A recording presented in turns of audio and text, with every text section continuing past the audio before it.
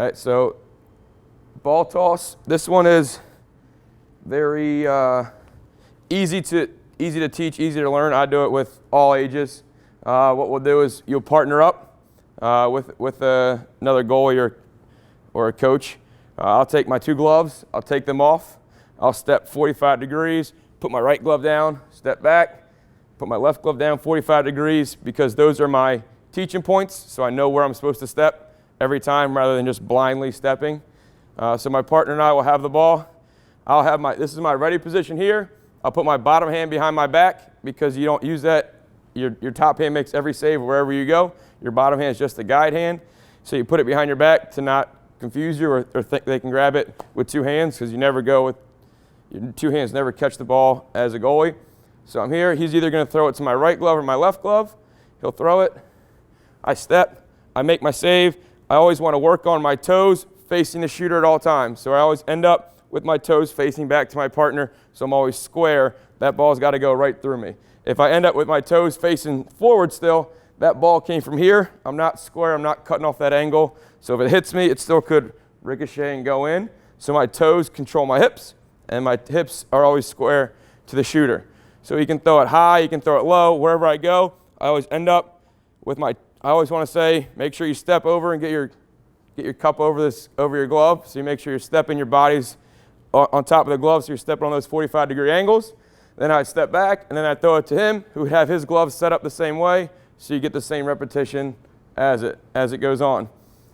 The variations of this, all right, the regular one that I talked about is he just tosses it, I go. All right, make sure you emphasize actually go as quick as possible rather than just going through the motions, because if you go through the motions, you're never going to get anything out of it.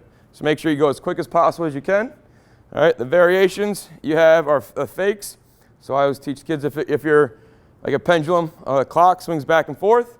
So you either throw it or you don't throw it. You throw it or you don't throw it. So it forces them to watch, wait, action, reaction. And once he lets it go, boom, you make the save. So if he swings it back and forth, right, he either throws it or doesn't throw it, right, and then I go get it.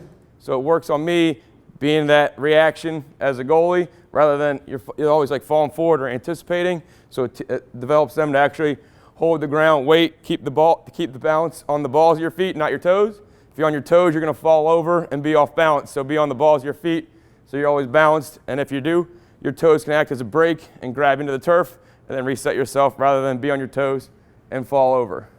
The other variations you can do are you can exaggerate.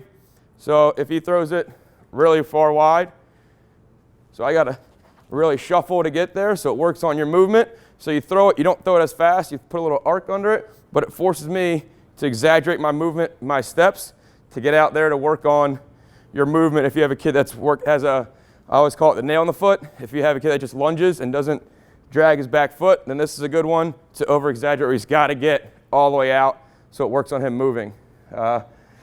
The next one is rapid fire. So like I said in my warm-up, do 5 as quick as possible. So he'll toss me and I'll try to do rapid fire without getting out of breath. So I make the save, get back. Make the save, get back. Right, so we do 5 in a row. Then I'd switch up and I'd toss him 5 in a row. So he goes at a faster pace. So you force the kids to actually move and be quicker rather than just going through the motions. So this is a drill I do. Every individual I do, every practice I do with our goalies, one guy, they'll get warmed up, and then they'll do this, or they'll do this, and then get warmed up. So it's great. You don't need a lot of space. So if the defense needs the goal and you're done shooting, you can take the goalies to the side and work on this for a drill, for warm-ups, and it gets the heart racing and the heart going. So this is ball toss. So again, use your gloves as your guidelines to help you so they can actually visualize where they're supposed to step.